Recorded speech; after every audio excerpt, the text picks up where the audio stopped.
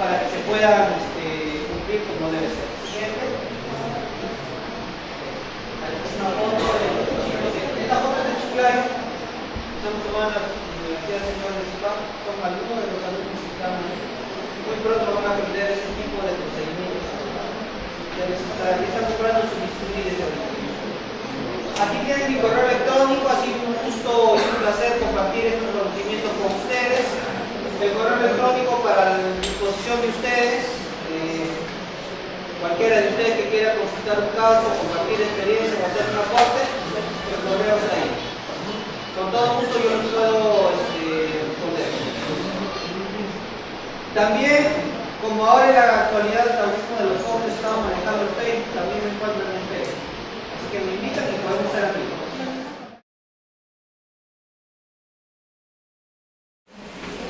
La primera parte de la conferencia va a tratarse de una revisión bibliográfica necesaria, a veces aburrida, ¿no?, para nosotros poder entender el porqué y la importancia del tratamiento de este tipo de deformidades. Y después vamos a ir viendo los casos clínicos para que ustedes vean desde el diagnóstico hasta el tratamiento y resultado final.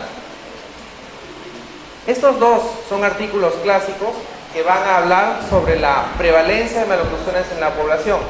Miren qué interesante, aproximadamente el 50 a 55% pertenecen a la clase 1, mientras que del 15 al 20% a la clase 2 y el 1% en la clase 3.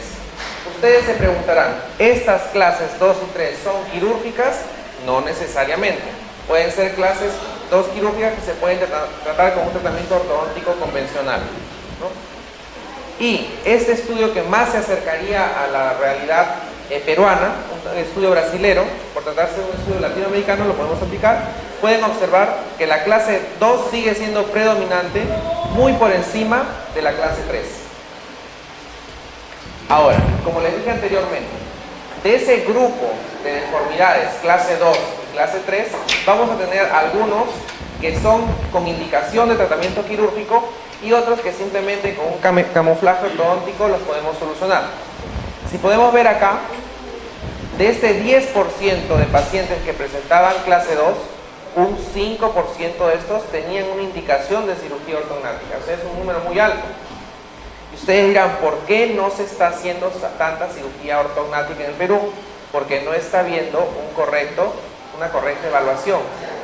Muchos casos son compensados en cirugía ortognática, cuando lo real sería derivarlos al cirujano maxilofacial para conseguir un tratamiento más estable.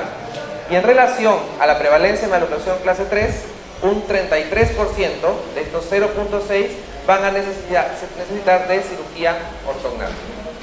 Lo mismo sucede con la mordida abierta anterior, ¿no?, en el cual uno de cada 4 casos de mordida abierta anterior solamente pueden ser solucionados con cirugía ortognática. Dentro de la etiología y las maloclusiones podemos observar que estas deformidades dentofaciales nos van a tener básicamente y nos van a dar como consecuencia dos alteraciones. Unas alteraciones dentoalveolares que pueden ser solucionadas sin ningún problema por el ortodoncista, y las alteraciones esqueletales que van a necesitar de un tratamiento ortodóntico y quirúrgico conjunto. Ya este señor, muy conocido por todos, doctor Profit, dijo algo bien cierto y bien simple. ¿Cuándo nosotros indicamos un tratamiento ortoquirúrgico? Cuando ocurre una deformidad esquelética o dentoalveolar que, siendo tan grave, queda fuera del ámbito de la corrección posible de la ortodoncia. Pero este concepto es muy amplio, ¿no? Entonces, para nosotros ver qué caso es quirúrgico netamente, qué caso es ortodóntico y qué caso es ortoquirúrgico, existen varios estudios que se los voy a mostrar a continuación para que ustedes puedan evaluar bien a sus pacientes. Entonces, estando frente a una deformidad dentofacial, nosotros tenemos varias alternativas de tratamiento. La primera alternativa es un movimiento ortodóntico camuflando la relación entre el maxilar superior y la mandíbula. ¿Qué significa esto? Que si yo tengo en este caso, por ejemplo, un paciente con perfil convexo, un paciente de clase 2, yo, para poder llegar a una oclusión que se acerque a la ideal, voy a tener que inclinar excesivamente los incisivos inferiores. al yo inclinar excesivamente los incisivos inferiores, ¿qué voy a conseguir? Que los dientes salgan de la base ósea natural. Y al salir de la base ósea natural, ¿qué es lo que puede traer como consecuencia? Una inestabilidad en el tratamiento. Entonces, como su palabra lo dice, nosotros estamos camuflando, estamos tapando un problema que puede ser solucionado de otra manera, pero se encuentra dentro de las alternativas descritas en este artículo. Por ejemplo, si ustedes ven estos esquemas, ¿no? Quiero que ustedes primero pongan mucha atención en el perfil facial. Este perfil facial pertenece a un paciente de clase 2, un perfil facial totalmente convexo. Si yo realizo un tratamiento de ortodoncia netamente, ¿qué es lo que el ortodoncista va a hacer? El ortodoncista va a retraer los incisivos superiores y va a inclinar los incisivos inferiores mandibulares. Si bien es cierto, conseguimos una oclusión bastante adecuada, la parte facial queda muy comprometida. Entonces, ¿será que el paciente quiere tener solamente una buena oclusión o el paciente quiere tener una buena oclusión y un buen perfil facial? Yo creo que lo segundo, ¿no es cierto? Entonces, si realizamos una cirugía ortognática, vamos a conseguir una oclusión adecuada y un perfil facial recto, ¿no? Que es lo que la mayoría de nuestros pacientes desean. Lo mismo pasa en clase 3.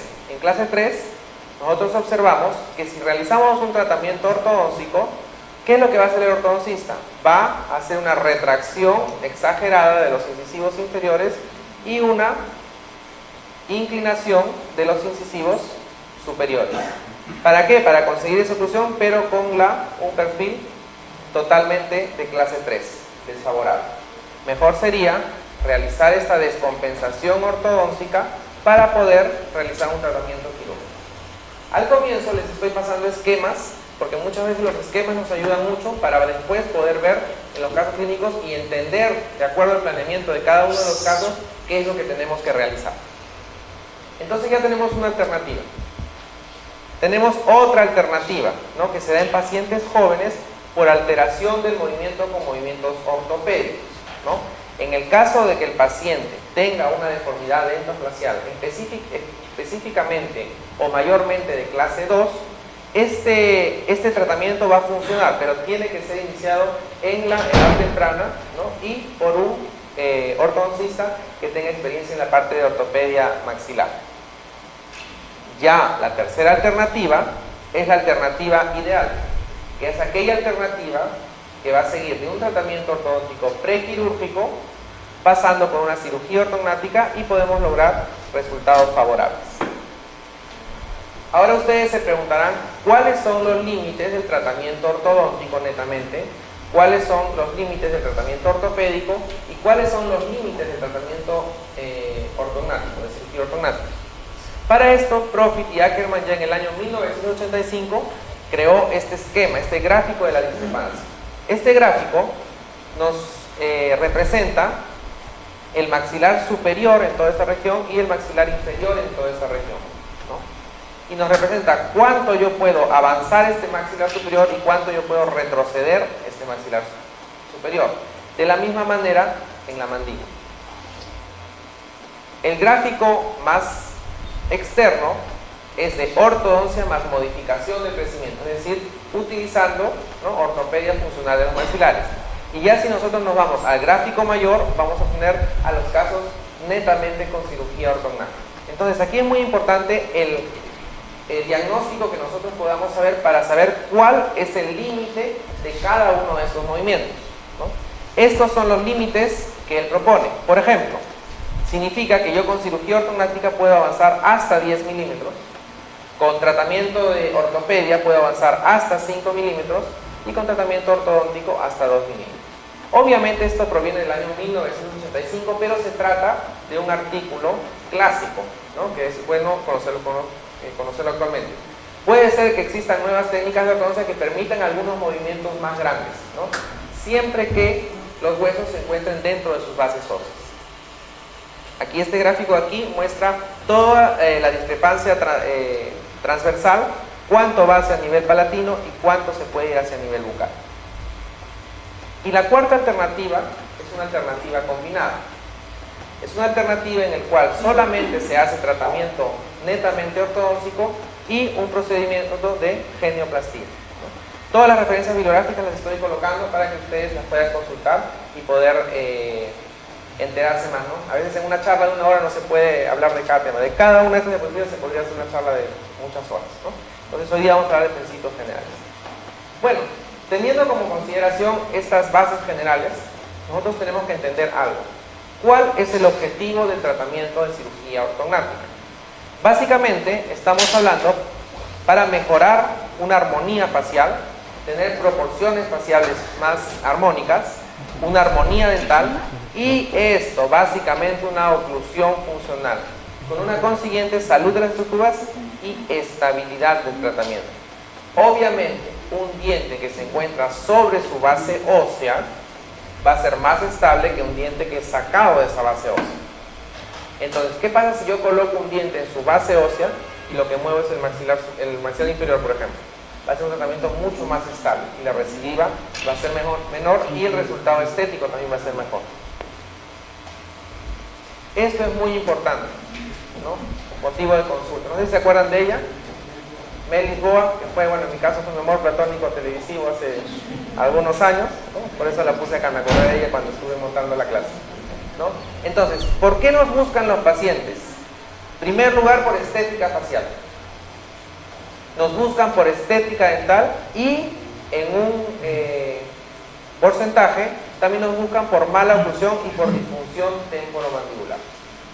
Muchas veces buscan al ortodoncista y el ortodoncista no les hizo el diagnóstico e intenta compensar eso. Entonces existe mucha insatisfacción en muchos pacientes de ortodoncia que han sido compensados, ¿no? Y que tal vez si seguían lo que el paciente quería se podía hacer una vista más amplia y tal vez poder hacer el tratamiento ortoquirúrgico.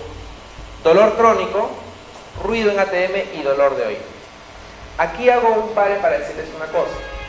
Cuando se realiza cirugía ortognática, se opera el maxilar superior y el maxilar inferior. No se opera la articulación, generalmente, ¿no? Hay casos especiales. ¿Qué quiero decir con esto? Que un paciente que tiene una disfunción temporomandibular o un dolor crónico no necesariamente se va a mejorar con un tratamiento de cirugía ortognática. Un 30% se mantiene igual, otro 30% empeora y un 30% mejora. Y eso es lo que el paciente tiene que saber, ¿no? ¿Cómo vamos a seleccionar a nuestro paciente? Primero, el motivo de consulta. ¿El paciente nos busca por estética o el paciente nos busca por función? Si el paciente nos busca por estética, nosotros predominaremos la parte estética y tal vez podamos hacer algunos cambios faciales que los acepte como aceptables. Si el motivo de consulta es netamente funcional, tenemos que tener cuidado con qué resultado estético vamos a tener en nuestro paciente, para que no haya ninguna falta de adaptación al nuevo rostro que el paciente va a tener. ¿Cuáles son sus expectativas y sobre todo cuáles son sus objetivos?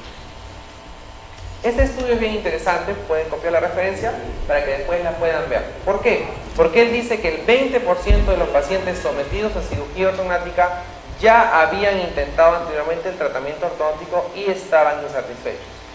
Es decir, el 20% fue por un tratamiento ortoquirúrgico y se les hizo un tratamiento netamente quirúrgico, netamente ortodóntico, en el cual hubo una oclusión aceptable pero una estética bastante desfavorable. ¿Cuál es el momento ideal de la cirugía?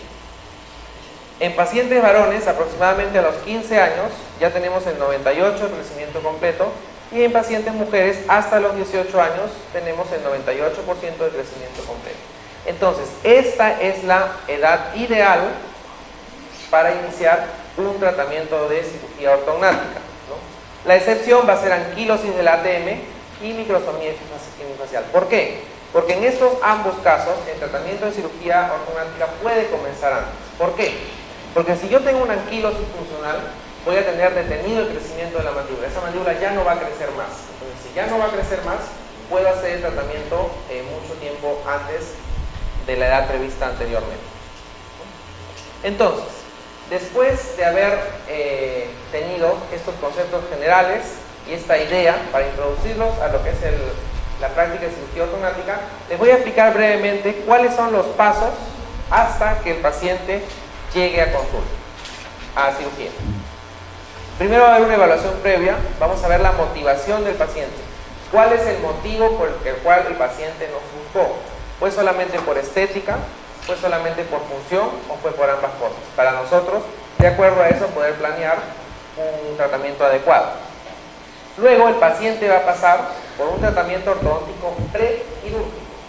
Es decir, si yo tengo un paciente clase 2, normalmente y naturalmente el organismo, para compensar, va a hacer que los incisivos inferiores se vayan hacia adelante, se vestibularicen, y los incisivos superiores también. ¿Para qué? Para poder tener una oclusión ideal de clase 1. ¿Qué es lo que se va a hacer en el tratamiento ortodóntico prequirúrgico? Se va a colocar los dientes en sus bases óseas, es decir, el incisivo inferior va a retroceder y el incisivo superior va a ser colocado en el ángulo adecuado, que generalmente es de 110 en referencia al plano palatino. Es decir, esa discrepancia que el paciente va a tener antes de la cirugía va a aumentar. Va a aumentar antes del tratamiento. ¿Por qué? Porque yo necesito, uno, colocar en sus bases óseas, y dos, hacer que ese movimiento de avance sea clínicamente visible. Porque si yo avanzo 3 milímetros una mandíbula, avanzó, voy a llegar a la oclusión, pero estéticamente 3 milímetros no representan nada en repercusión de tejidos blandos. Entonces necesito esa colocación en su base ósea para poderla mover durante la cirugía. Luego que el paciente ya está listo, yo agarro los modelos por separado y los pongo en clase 1. Si el paciente tiene una máxima intercuspiración, yo voy a decir el paciente está listo para cirugía. Una vez que el paciente está listo para cirugía, hacemos análisis cefalométricos, hacemos un análisis oclusal, análisis facial, un trazado de previsión y cirugía de modelos. Sobre estos 5 puntos yo les voy a hablar en la conferencia de 4. ¿Por qué de 4 y no les voy a hablar de análisis cefalométrico? Porque la cefalometría, existen innumerables cefalogramas de diferentes autores, fueron hechos en poblaciones diferentes. Yo no puedo planear un paciente peruano de rasgos andinos, de rasgos peruanos, con los números que fueron hechos por un americano, porque somos de razas diferentes, ¿no? Antiguamente la cirugía ortognática se basaba netamente en análisis cefalométrico. Ahora predomina el análisis facial, que eso sí lo vamos a ver con detenimiento, ¿no? Y una vez que ya he realizado todos estos 5 análisis, voy a la cirugía ortognática propiamente dicha y terminamos con un tratamiento ortodóntico postquirúrgico para poder hacer algunos pequeños ajustes, ¿no?, que no se hayan podido hacer en el periodo preoperatorio. Entonces comenzamos con el paso número 1. Y aquí comienza la conferencia netamente dicha. ¿Qué es lo que el odontólogo de práctica general tiene que ver en un paciente para poder indicar un tratamiento ortoquirúrgico? Este es un rostro, ¿no?, que lo escogí porque es un rostro bastante simétrico, y ustedes lo primero que tienen que ver es dividir la cara en 3 tercios. El primer tercio está dado por el lugar de implantación del cabello. En algunas personas, como yo, el lugar de implantación es más posterior. Entonces ustedes se imaginan dónde sería lo ideal para que más o menos puedan ver dónde comienza el tercio superior. Luego vamos a tener el límite inferior del tercio medio, que está dado por los arcos superciliares o supraciliares, el límite inferior del tercio medio por la base alar y el límite inferior dado por el punto natio en la base de la mandíbula. Estos tercios tienen que estar armónicos. El primer tercio tiene que corresponde al 35% del total de la cara, idealmente.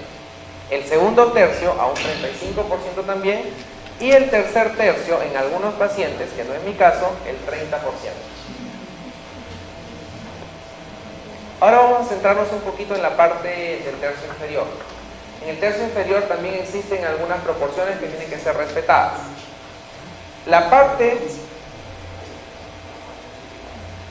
El labio superior corresponde a un tercio del total del tercio inferior.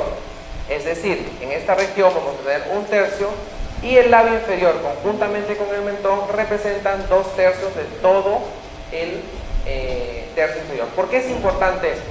Porque si yo mido esto en pacientes de clase 3 o que tienen una tendencia a un crecimiento vertical de la cara, ¿no?, este tercio va a estar aumentado y nos va a ayudar para poder tomar una decisión quirúrgica, ¿no?, al momento de la cirugía, para la redundancia. Otra cosa que nosotros tenemos que ver en el examen frontal son los quintos faciales, ¿no? Los quintos faciales dividen la cara en 5 y cada uno de esos quintos, ¿no?, está representado por la distancia interpupilar.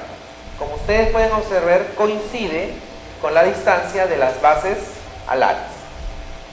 Aparte de eso, se va a hacer una proyección de la pupila que va a llegar hasta la comisura labial del lado derecho y la pupila izquierda hacia la comisura labial del lado izquierdo. Y todos ellos tienen que coincidir para que en el planeamiento quirúrgico haya un resultado bastante armónico. El canto externo del ojo tiene que coincidir con el ángulo goniaco, cosa que no sucede en pacientes que tienen deformidades dentofaciales. Entonces, tomando en consideración esos tres aspectos, y aquí jugando un poco con la computadora, pudimos hacer los tres tipos básicos que ustedes tienen. Tenemos el mesofacial, el dólico facial, que tiene un crecimiento vertical, y el braquifacial o cara ancha, ¿no? Entonces, si llega un paciente que es dólico facial, nosotros tenemos que encaminar un tratamiento ortodóntico que le mejore su estética y que lo lleve idealmente a la clase 1, siempre y cuando el paciente quiera. Nosotros, un paciente de clase 3, a los futbolistas brasileños, esos que tienen un exceso vertical de maxilar superior, que es Ronaldinho, ¿no?, a él nadie le va a querer cambiar su rostro, él vende con eso. Entonces, no puedo llevar a todo paciente a una clase 1, un perfil recto, tengo que conversar con el paciente y ver qué es lo que realmente quiere. En el examen lateral vamos a ver los tercios superiores según los límites ya establecidos, y esto es algo muy importante. No es lo mismo hacer un análisis facial en una persona blanca, rubia, que una persona negra.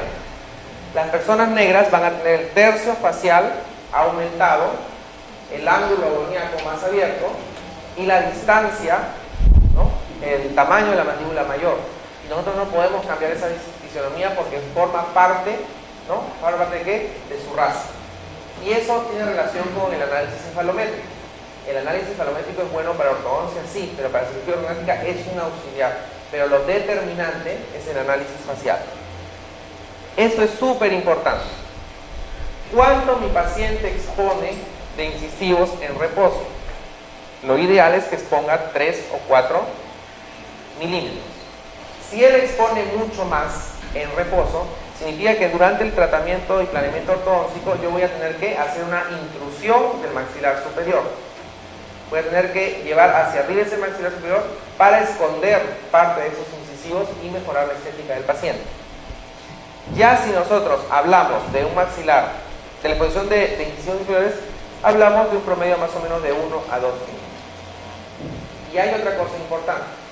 El análisis facial para cirugía ortognática se realiza con los labios en reposo, nunca en sonrisa. Porque en la cirugía nosotros vamos a mover tejidos duros, no vamos a mover tejidos blandos. Entonces los tejidos blandos no se van a modificar. El análisis facial para cirugía ortognática se realiza siempre con tejidos, con labios en reposo. En el examen lateral tenemos que observar región frontal, rebordes supraorbitales, área infraorbital, área dorsal y área paranasal. Me voy a parar un poquito en lo que es el área paranasal. Muchas veces un paciente de clase 3 tiene el maxilar superior retruido, ¿no? Generalmente lo tiene retruido. No necesariamente. ¿Por qué? Porque un clase 3 puede ser clase 3 por varios motivos. Por un exceso antero-posterior de la mandíbula, y el maxilar superior está en su lugar. Puede ser un clase 3 antero-posteriormente aumentado y asociado a una retrusión del maxilar superior, ¿no?, o solamente una retrusión del maxilar superior, como les voy a mostrar en el caso clínico. ¿Ya? Entonces, ¿para qué nos sirve esto? Para saber si yo voy a operar solo el maxilar superior, solo la mandíbula o ambos maxilares, ¿no? Entonces, muchas veces estos pacientes, aparte de tener una retrusión del maxilar superior, tienen una deficiencia del área paranasal. Entonces, en esos casos habría que hacer una osteotomía más alta para que esa proyección pueda mejorar. Otra cosa que hay que ver, ¿no?, es el ángulo nasolabial. Eso nos va a dar una referencia de cuán bien o cuán mal está posicionado el maxilar superior. el ángulo mento-cervical, y esta distancia mento-cervical sirve mucho. ¿Por qué? Porque va entre los 45 y los 55 milímetros. A una distancia mayor yo voy a necesitar un retroceso de ese maxilar inferior, y a una distancia menor voy a necesitar un avance de ese maxilar inferior. Entonces, si yo tomo esta medida y veo que el maxilar superior necesita retroceder 10 milímetros, ¿lo puedo hacer? No.